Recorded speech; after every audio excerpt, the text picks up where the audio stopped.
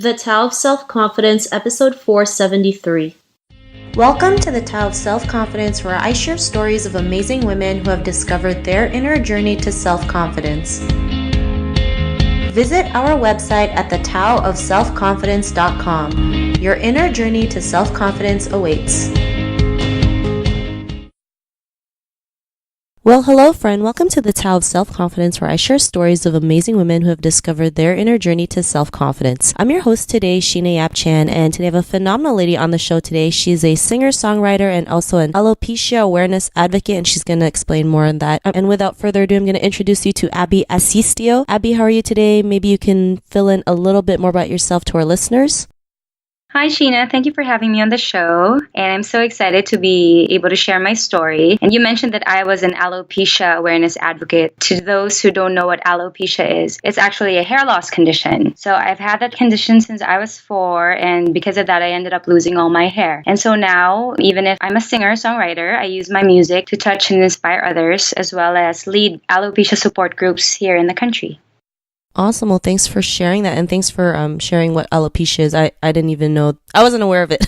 So it's great to know. It's great to know that that you have support groups and you're using your music to spread more awareness and inspiring others. So thanks for sharing that. And Abby, what's your cultural background? I'm Filipino. I was born and raised here, but my mom is part American. But I'm full Filipino, and I'm a Christian. Awesome. Well, thanks for sharing that. And what would be your favorite self-confidence quote? My favorite self-confidence quote, I never really bothered to take note of which ones my favorite were, but this is the one that I could really relate to in terms of my journey as well. So it's being bold enough to use your voice, brave enough to listen to your heart, and strong enough to live the life you've always imagined. Thanks for sharing that. And that's a beautiful quote. Confidence is, always about being brave, right? Even if it scares you, even if, you don't know what's going to happen, just going out there and living your dream, that's true confidence. So I really love that quote that you mentioned. And in your own words, how do you define self-confidence? For me, self-confidence is being able to accept who you are, both the good and the bad, and your strengths and weaknesses as well, and embracing your uniqueness, while at the same time having the courage to shine, regardless of what other people think. I think that's one thing that really gets to most people. That's why they're so afraid, is because they're worried about what other people would think. But in the end, self-confidence is really listening to your own voice and having the audacity to share that voice with everyone around you.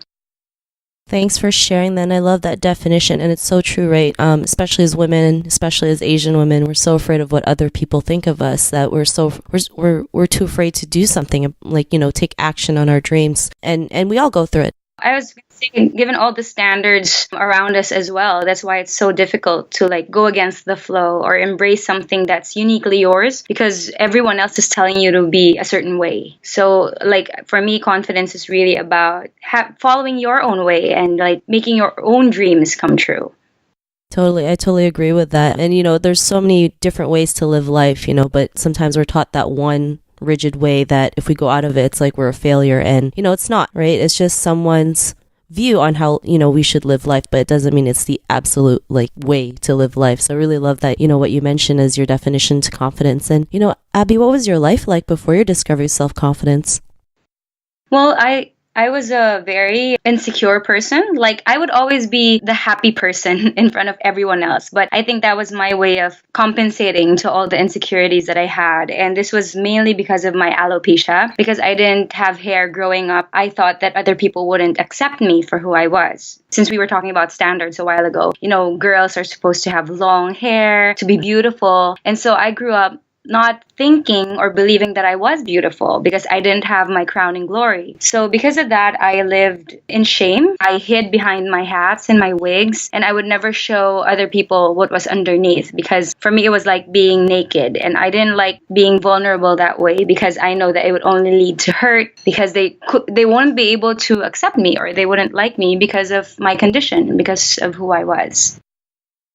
Thanks for sharing that. I think that's something we all go through. Sometimes, we can't accept who we are. We don't feel as beautiful enough because we compare ourselves, to models, on the cover of a magazine, or, in the Philippines, big billboards that, you see on the highway, right? And it's like, I don't look like that, so I'm not beautiful, but, beauty's within us and it starts with us. And, it was that aha moment when you realize, you're worthy enough to go out there and live the life that you want, regardless of, what other people think or even what you think, right? Because like you mentioned, you were so afraid of showing your true self. What was that aha moment?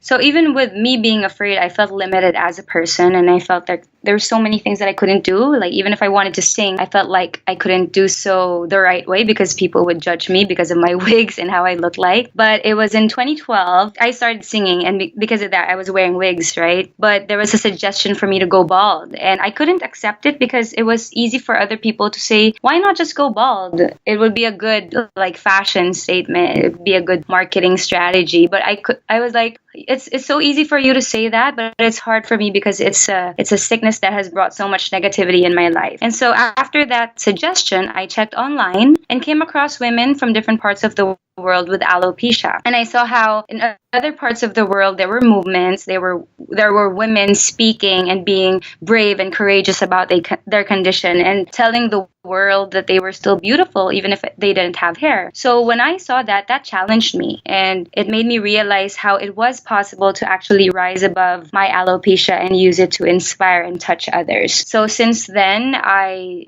devoted myself and committed myself to really informing others about what alopecia is. Awareness was important for me because it made other people understand and be compassionate towards those with the condition. And since I came out, turns out that there were hundreds of us with alopecia here in the country. And so because of that turning point, that epiphany that I had, I was able to transform what I thought was a weakness into a strength and an opportunity and a platform for me to really embrace myself, embrace my womanhood, embrace my condition, and use that to uplift and inspire others.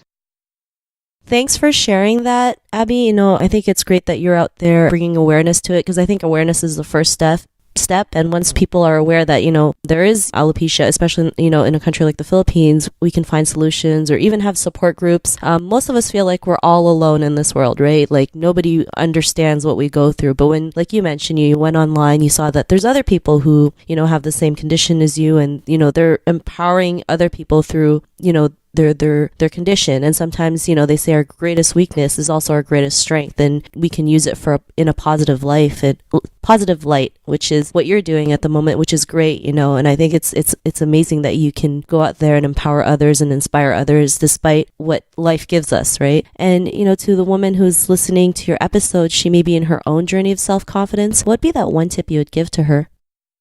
Well, for me, it's always faith over fear. I think sometimes we make our own ghosts and monsters in our lives, and it's really about what you allow into your mind and into your heart. Like, I realized the reason why I was so afraid and I felt so limited was because I was dwelling on those thoughts and I was entertaining those thoughts. And so those fears became my truth, when in fact, I had the key to the own prison cell that I was in. And it was just a matter of me making that choice to be brave, making that choice to be confident, and making that choice to embrace myself. And when I finally turned that key and locked myself from that, everything just happened for me. I mean, I just felt so liberated and so free. So to those who are listening to this, you may be going through your own insecurities and your trials and your problems, but in the end, the key is inside of you. You just have to find that strength from within and that beauty from within to own it and rise above the difficulties. Thanks for sharing that great tip, and it's so true, right? I know, like you mentioned, sometimes it's easier said than done, but we have to start somewhere, and the more we take action, the easier it actually does get, right? Sometimes the first time we do something that scares us, of course, it's going to be like the scariest thing in the world, but once we kind of like go over that hurdle, we're invincible and we can go do, anything else that we can put our mind to it. So I really love that tip that you mentioned, especially, faith over fear. I think it's great. And, to the woman who's listening to your episode, if they want to get to know a little bit more about you and what you do, or check out some of your work, your songs, is there any links or social media profiles we can connect with? Yes, my website is abbyasistio.co, but you may also find me on Facebook. It's facebook.com/abbyasistiomusic. I'm on Twitter and Instagram @abbyasistio. And if you are in the Philippines or near my area, my gig and event schedule, even talks are going to be there. So just check it out. We'll keep you posted. Thanks for sharing that. And to our listeners, if you want to connect with Abby, you can also head on over to the taoofselfconfidence.com and search for Abby's name. Her show notes will pop up along with everything else that we talked about. And I just really want to thank Abby for taking the time to share her story with us today. So thank you so much, Abby. Thank you, Sheena. Not a problem. It's really great having you on the show. And to our listeners, be on the lookout for another new episode of another amazing woman's journey to self-confidence. And we'll talk to you soon. Bye for now. Thank you for tuning in to another amazing episode of The Tao of Self-Confidence. Get your free audiobook by visiting our website at thetaoofselfconfidence.com. Your inner journey to self-confidence awaits.